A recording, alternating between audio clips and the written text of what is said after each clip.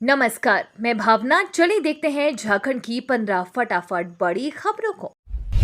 डुमरी उपचुनाव की जीत से सीएम हेमंत सोरेन का कद बढ़ा। पूर्व शिक्षा मंत्री और टाइगर के नाम से मशहूर स्वर्गीय जगन्नाथ महतो की जमीन डुमरी में झामुमो की धाक बरकरार रही। आज सुनी संघर्ष का रोमांच बढ़ा दिया था, लेकिन इंडिया गठबंधन के उम्मीदवार बेबी देवी 17,000 से ज्यादा वोटों से जीत हासिल करने में सफल रही। डुमरी का मुकाबला आमने सामने का था। इंडिया और एनडीए के बीच टक्कर थी। झामुमो का परंपरागत वोट बैंक इंटैक्ट रहा और बेबी देवी को 1 लाख से ज्यादा वोट आए। ईडी का तीसरा समन भी बेअसर नहीं पहुंचे सीएम हेमंत सोरेन। मुख्यमंत्री हेमंत सोरेन ईडी के तीसरे समन पर भी उपस्थित नहीं हुए। ईडी के 14 और 24 अगस्त की उपस्थिति के समन पर भी मुख्यमंत्री नहीं गए थे। इसके बाद ईडी ने उन्हें 9 सितंबर को हाजिर होने के लिए तीसरा समन भेजा था। मिली जानकारी के अनुसार सीएम शनिवार की रात दिल्ली में राष्ट्रपति द्रौपदी मुर्मू की ओर से G20 को लेकर आयोजित डिनर में शामिल होने का हवाला।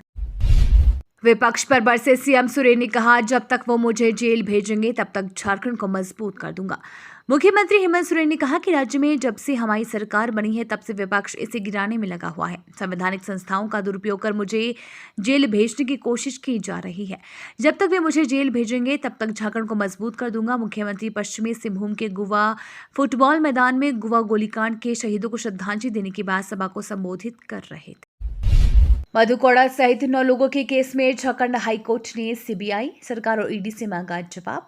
झारखंड हाईकोर्ट ने एमपी एमएलए के खिलाफ दर्ज आपराधिक मामलों की स्पीडी ट्रायल को लेकर दायर जनहित याचिका के तहत आईए याचिका पर सुनवाई की।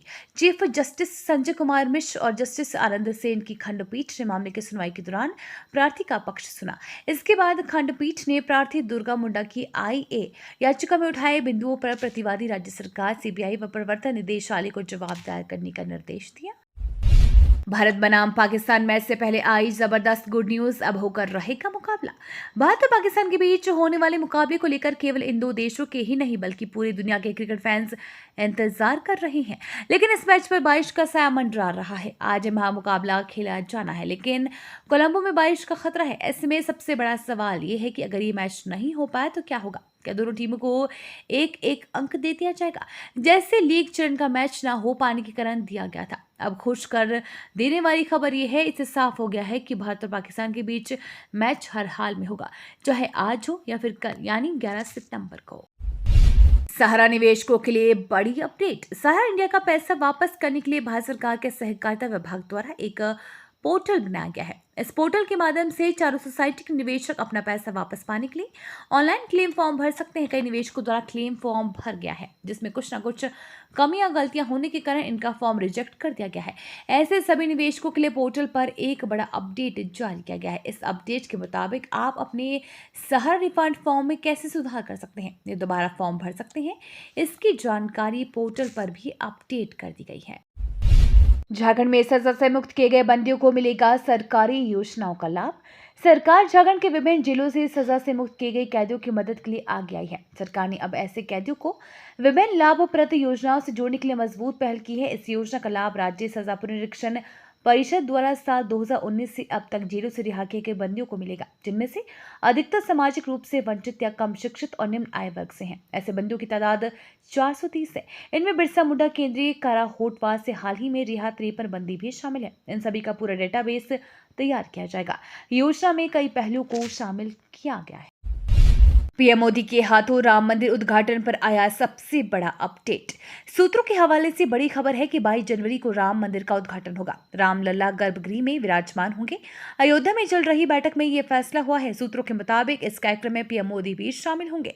प्रधानमंत्री नरेंद्र मोदी राम मंदिर का उद्घाटन करेंगे। प्राण प्रतिष्ठा के एक हफ्ते पहले से पूजा शुरू होगी। बता दें कि राम मंदिर का ग्राउंड फ्लोर पूरी तरह बनकर तैयार हो चुका है, वहीं गर्भगृह पहले ही बन चुका है। आरजेडी सुप्रीमो लालू यादव आज बाबा बैद्यनाथ की पूजा अर्चना करने आएंगे देवघर। राष्ट्रीय जनता दल के सुप्रीमो और बिहार के पूर्व सीएम लालू प्रसाद यादव आज बाबानगर देवघर आएंगे।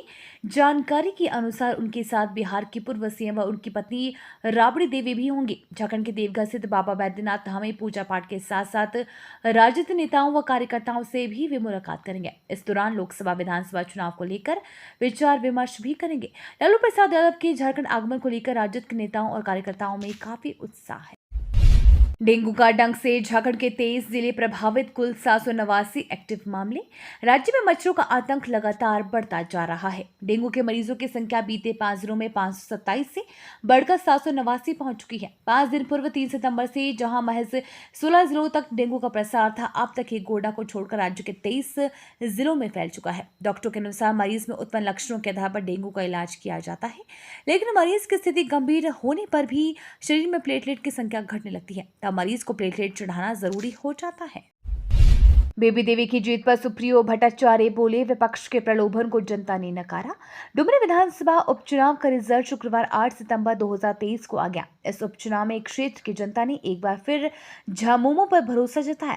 INDIA समर्पित झामुमो प्रत्याशी बेबी देवी ने एनडीए की प्रत्याशी यशोदा देवी को 17,156 मतों से शिकस्त दी। इस जीत से झामुमो कांग्रेस समेत INDIA समर्थित अन्य पार्टियां काफी उत्साहित है। झामुमो में भी जश्न का माहौल है। झारखंड में लगेगा बागेश्वर बाबा का दिव्य दरबार, 10 लाख लोगों के आने का अनुमान। बागेश्वर धाम के महंत धीरेन्द्र कृष्ण शास्त्री के गिरिडीह आगमन को लेकर तैयारियां जोरों पर है। धीरेन्द्र शास्त्री 2 और 3 नवंबर को गिरिडीह में रहेंगे। यहां दुखिया महादेव में उनका दिव्य दरबार सजेगा, जहां बाबा लोगों को हनुमंत कथा सुनाएंगे। इस 2 दिवसीय कार्यक्रम में लोगों के पर्चे भी निकाले जाएंगे। बाबा बागेश्वर के आने को लेकर गिरिडीह के लोगों में खासा उत्साह है। G20 समिट में भारत को बड़ी कामयाबी, नई दिल्ली लीडर्स घोषणा पत्र को मंजूरी। देश की राजधानी नई दिल्ली में G20 समिट जारी है। इसी बीच दोपहर बाद पीएम मोदी ने खुद इस बात की जानकारी दी है कि नई दिल्ली G20 लीडर्स घोषणा पत्र पर सभी देशों की सहमति बन गई है। पीएम मोदी ने बताया, हमारी टीम के हार्डवर्क से और आप सभी के सहयोग से नई दिल्ली G20 लीडर्स घोषणा पत्र पर आम सहमति बन गई है। 9 सितंबर को जब G20 शिखर सम्मेलन की शुरुआत हुई तो सुबह 10:30 से दोपहर 1:30 बजे तक पहला सत्र वन अर्थ पर आयोजित किया गया। इसके बाद वन फैमिली पर दूसरा सत्र दोपहर 3 बजे से शुरू हुआ, जो शाम 4:45 पर चलना है। दिल्ली में पाबंदी के बाद भी खुले इस मार्केट में विदेशी मेहमान करेंगे शॉपिंग। देश की राजधानी दिल्ली को G20 शिखर सम्मेलन के मद्देनजर 9 से लेकर 11 सितंबर तक पूरी तरह बंद कर दिया गया है। दिल्ली के कई इलाकों में एक भी कार्यालय, दुकान आदि व्यावसायिक परिसर नहीं खुलेगा, लेकिन बाबा खड़क सिंह मार्ग स्थित कई राज्यों और केंद्र सरकार के कई मंत्रालयों के एम्पोरियम वाले मार्केट अन्य दिनों की भांति खुले रहेंगे। हालांकि इस मार्केट में खरीदारी करने के लिए आम लोग नहीं आ सकेंगे। दरअसल इस मार्केट में भी G20 शिखर सम्मेलन में हिस्सा लेने के लिए अतिथि आएंगे और यहाँ खरीदारी करेंगे। ये तो थी आज की बड़ी खबरें। अपने गांव या शहर की न्यूज देखने के लिए हमें कमेंट में जरूर बताएं कि आप न्यूज को कहां से देख रहे हैं।